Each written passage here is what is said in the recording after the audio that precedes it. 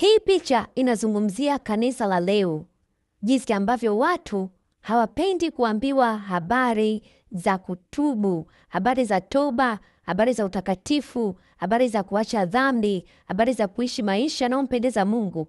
Wanapenda habari za kuwafurahisha, za kuwatia moyo, kuambia kwamba mtapokea nyumba, mtapokea magari. Kama unavyoona hapo, mhubiri anaposema utapokea nyumba na gari, basi wafuasi waumini wote wako amen, amen. Sema baba, sema, wanafurahi kweli kweli. Lakini inapokuja kuhubiri habari za toba kwamba acha dhambi, utakufa vibaya wewe, acha dhambi, nitakupeleka pabaya, watu hawataki kuambiwa. Wengine wanaanza kusema mnafiki tu huyo. Wengine ana tu hukumu, ana hukumu yeye nani? Mungu ndio mwenye hukumu. Mwingine anawaza ntama tu kanisa hili. Mahubiri gani haya? Kwa sababu watu hawapendi kuambiwa ukweli.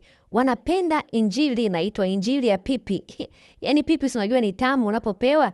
Wanataka injili ya pipi, vitu vitamu, vitu vya kufurahisha, lakini hawataki habari za mbinguni. Hawataki habari ambazo zitawafanya wawe mbele za Mungu watakatifu.